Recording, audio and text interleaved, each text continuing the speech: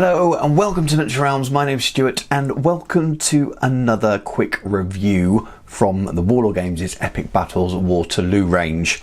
So I've got my hands on a single frame of the Highlanders and Riflemen in skirmishing order. These are not released yet, they're still available on pre-order. The plan is, I believe, for them to be delivered in some point in April. The Warlord Games has just sent out its mystery boxes.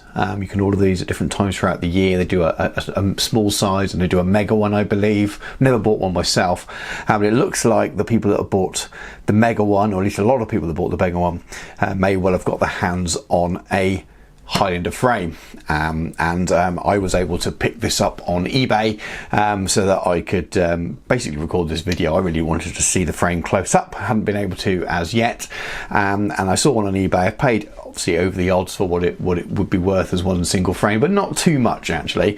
It was much more reasonable considering it was the only one I found on eBay. But I picked it up. It's arrived today, and I'm going to do a quick review for you. So let's take a little look at what you get before we have a little closer look at the sprue. Now obviously I've just got the one sprue rather than the full box. The boxes are still on pre-order, and we'll just take a little look. So I think the official date at the moment is, I think, for delivery just in April.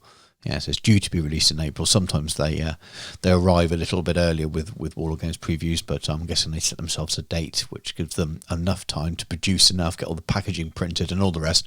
But that's your picture of the box. But you, like all of the brigade boxes for American Civil War and for the Waterloo campaign releases, you get 3 frames in the box. So 3 frames of infantry, 3 frames of the bases that go with them, and you can essentially make 3 Highlander regiments of 80 men. So that's 4 stands.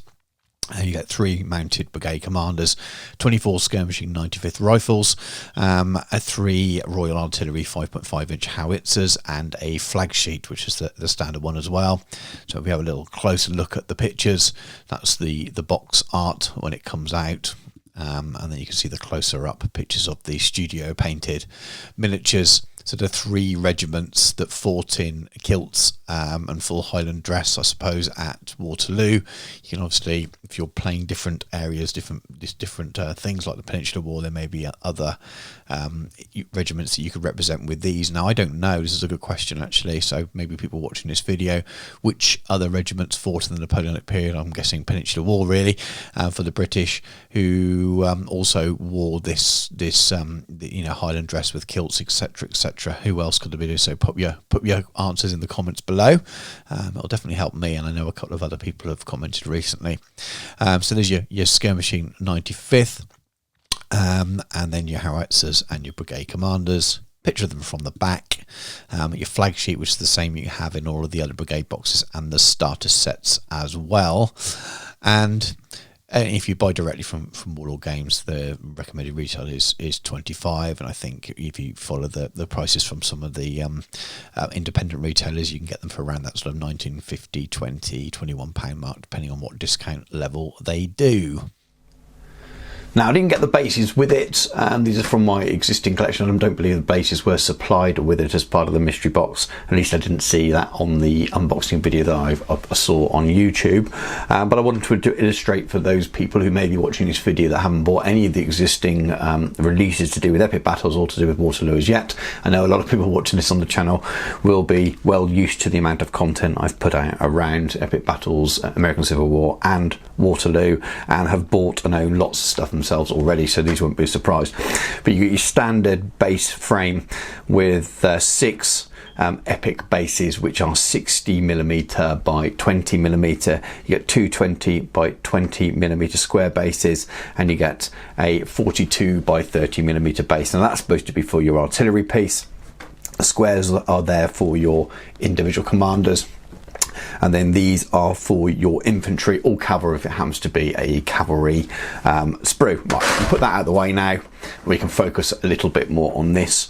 So what do you get? So in a box, as you've already seen in the little section that's just been covering what you do get 3 of these frames. So on each frame you have a commander, which could be a colonel, could be a brigadier general, depending on how you want to use it in your games.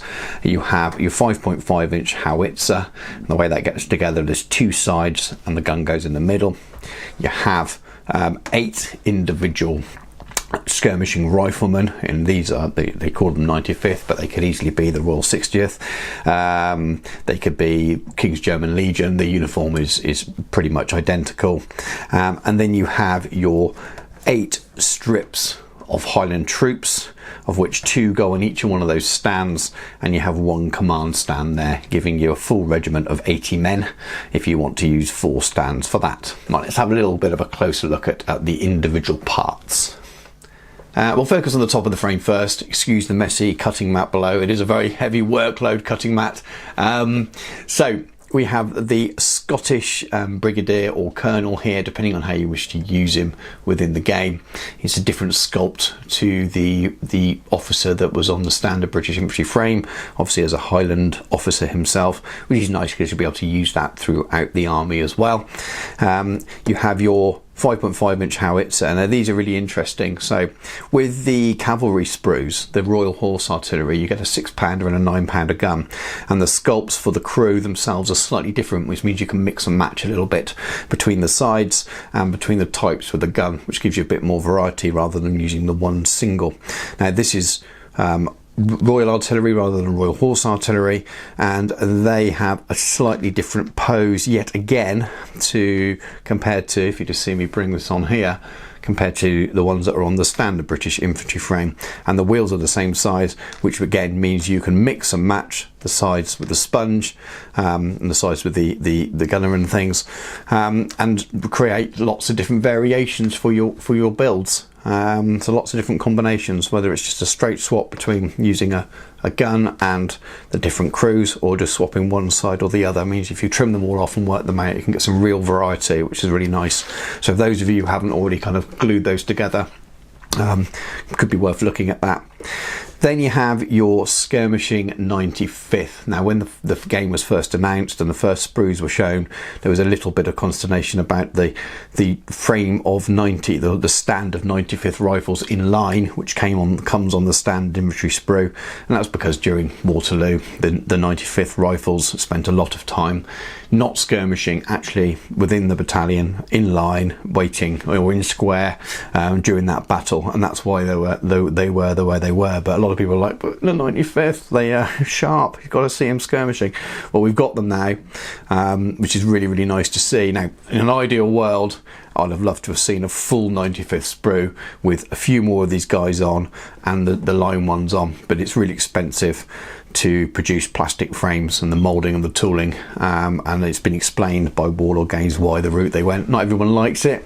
Like I said, I'd have loved to have had a frame where it was 95th rifles in line, 95th on there as well, maybe a few more of them, and actually had standard skirmishing British line infantry with these, maybe even skirmishing Highlanders on this frame, but that would have meant another frame, and as Warlord have explained, I think they mentioned around £20,000 for the tooling needed just to do one frame. Now that's very expensive, and they've releasing at least 10 frames that we know of as part of this release. So like it or lump it, that's their reasoning, and I can understand it. So let's look at the other half of the frame and the main content of the frame, which is the Highland troops themselves.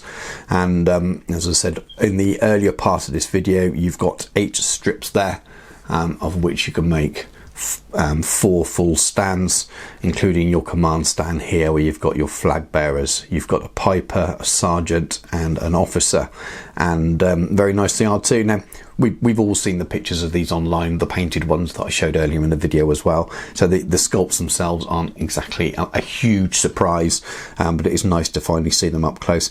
And it's what you can expect. If you liked the British infantry that's already been released, then you'll like these. If you like the British artillery, you'll like these, and so on and so on. They are the same quality sculpts. I think they're really, really nice.